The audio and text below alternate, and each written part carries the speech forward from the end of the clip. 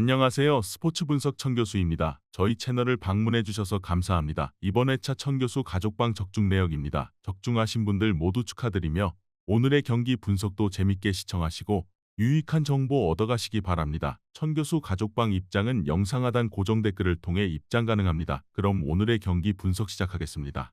6월 2일 K리그 국내 축구 6경기 분석 시작하겠습니다. 첫 번째로 대전 시티즌 대 대구FC 경기 알아보겠습니다. 대전은 선수들의 위닝 멘탈리티 자체가 무너진 것이 아닌가 싶은 상황이다. 지난 경기에서도 별다른 공격적인 적극성이 느껴지지 않았고 정광석 대행과 이창근 골키퍼가 모두 인터뷰에서도 집중력과 의지에 대한 지적을 하기도 했다. 사실 대전은 상당히 공격적으로 압박을 나가는 편이라서 적극성이 빠지면 힘든 팀이기도 하다. 지난 경기에서는 아론의 부상으로 인해 대신 나온 임덕근도 부상으로 중간에 또 빠졌다. 대구의 플레이 자체는 어느 정도 힘이 느껴진다.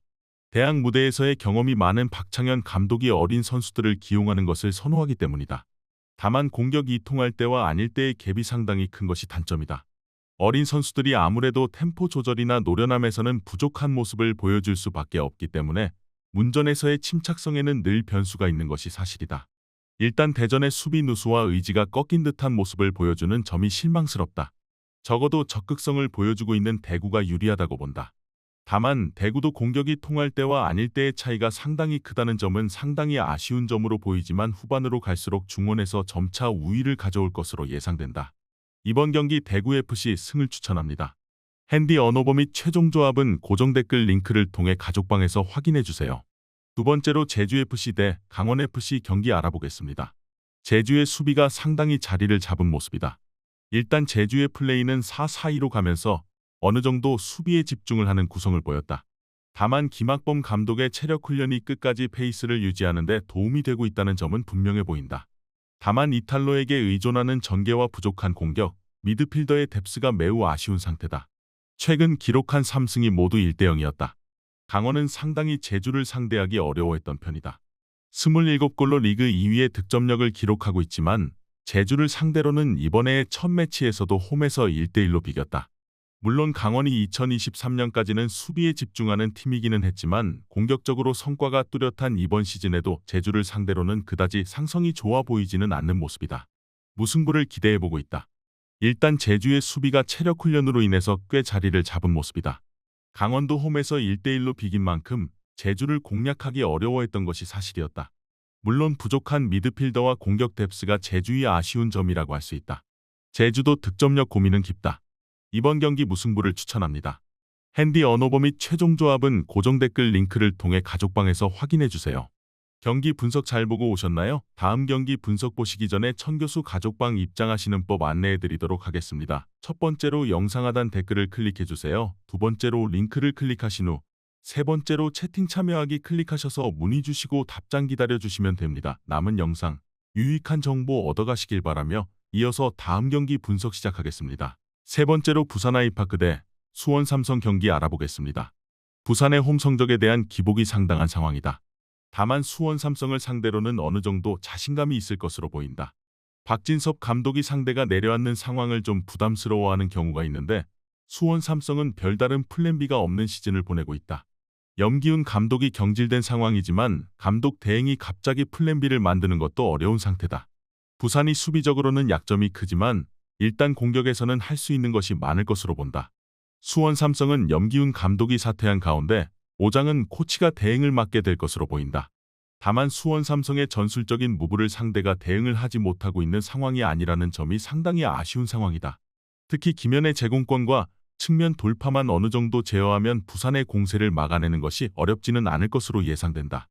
5연패 기간 동안 2골만 넣은 것이 이를 증명한다고 할 수 있겠다. 수원 삼성이 이 경기에서도 별다른 플랜 B를 가지고 나오지는 않을 것으로 보고 있다. 다만 수원의 고세를 막는 것이 K리그 2부 레벨에서도 어렵지는 않은 상황이다. 부산이 오히려 라인을 높여서 플레이하는 수원 삼성을 공략하는 시나리오가 유력할 듯하다. 이번 경기 부산 아이파크 승을 추천합니다. 핸디 언어버 및 최종 조합은 고정 댓글 링크를 통해 가족방에서 확인해주세요.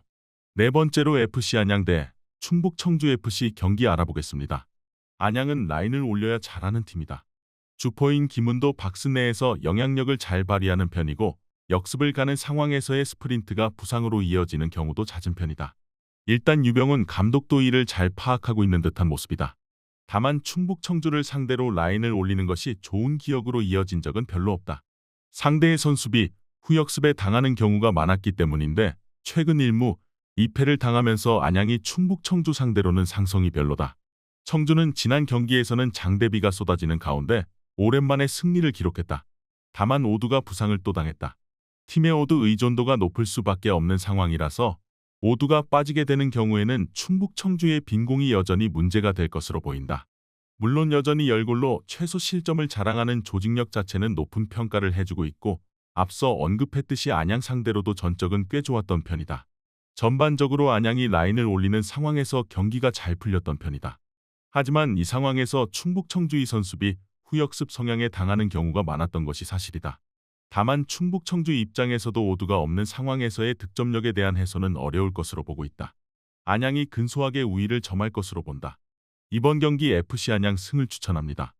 핸디 언어버 및 최종 조합은 고정 댓글 링크를 통해 가족방에서 확인해주세요. 경기 분석 잘 보고 오셨나요? 다음 경기 분석 보시기 전에 천교수 가족방 입장하시는 법 안내해드리도록 하겠습니다. 첫 번째로 영상 하단 댓글을 클릭해주세요. 두 번째로 링크를 클릭하신 후 세 번째로 채팅 참여하기 클릭하셔서 문의 주시고 답장 기다려주시면 됩니다. 남은 영상 유익한 정보 얻어가시길 바라며 이어서 다음 경기 분석 시작하겠습니다. 다섯 번째로 FC서울대 광주FC 경기 알아보겠습니다. 서울은 광주를 상대로는 최근 2연패로 상당히 약했던 편이다. 특히 중원 에너지 레벨에서 밀리는 모습이 잦아서 지난 대결에서도 광주에게 중원에서 많은 약점을 노출한 것이 사실이다.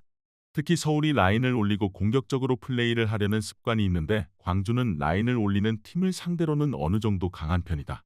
압박이 어느 정도 헐거운 상황에는 공격을 하기도 하는데 지난 경기에서도 골 감각이 좋아 보이지는 않았다. 일단 광주도 공격적인 부분에서는 마무리에 대한 우려가 있다. 그래도 2대1로 울산을 잡아버리는 모습을 보여주는 등 여전히 중원에서의 공격적인 플레이로 강호들을 제압할 수 있다는 점을 드러낸 점은 긍정적이다. 특히 플랜 A 자체도 중앙의 양측면 수비수들을 배치하는 인버티드 플레이에 가까운 편이라서 중앙에서는 늘 우위를 잡고 가려는 편이다. 광주의 가능성도 없지는 않다고 본다. 서울이 라인을 올리는 상황이라면 광주의 공격적인 플레이가 통할 수 있으며 특히 중원 에너지 레벨에서 앞서는 광주가 서울의 중원을 유린하는 경우가 잦아지고 있는 모습이다. 아무래도 서울의 기성용, 한승규, 팔로세비치 조합의 플레이가 만족스러운 상황은 아니다. 이번 경기 광주FC 승을 추천합니다. 핸디 언어버 및 최종 조합은 고정 댓글 링크를 통해 가족방에서 확인해주세요. 마지막으로 천안시청 대 충남아산 경기 알아보겠습니다. 천안이 2연승을 달리고 있다. 일단 공격적인 전술 덕에 모타가 2경기 연속 득점을 기록하는 등 화력이 상당히 괜찮아 보이는 모습이다. 하지만 문제는 수비에 있다. 김태환 감독이 선수 구성을 초반부터 많이 바꾸면서 조직력을 갖추는 것도 어려운 점이 있었고 하프스페이스에서의 수비 조직력은 김태환 감독의 단점이기도 하다. 전반적으로 1라운드부터 정석화가 부상을 당해 빠진 이후로는 팀의 밸런스도 그다지 좋아 보이지는 않았다. 아산은 전술 변화를 예고했다. 수비 라인을 올리고 공격수들의 수비적인 부담보다는 공격에서의 활약을 더 중요시했던 팀이다. 하지만 이 전술이 읽혀버리면서 감독이 직접적으로 변화가 필요한 시점이라고 판단한 듯하다. 이제는 공격수들도 적극적으로 수비에 가담하는 것을 요구할 수도 있고 실점률과 득점력이 모두 하락할 가능성도 있을 것으로 보인다. 일단 아산이 유리하다고 보고 있다. 전적도 아산이 앞서고 있고 아산이 수비력을 챙기는 상황이라면 팀의 밸런스도 어느 정도 잡힐 수 있다. 천안의 수비는 늘 불안감이 크다는 점도 빼놓을 수 없을 것으로 보이는데 수비와 역습으로 가는 팀을 상대로는 약점을 어느 정도 드러낼 가능성도 있어 보인다. 이번 경기 충남아산 승을 추천합니다. 핸디 언어버 및 최종 조합은 고정 댓글 링크를 통해 가족방에서 확인해주세요.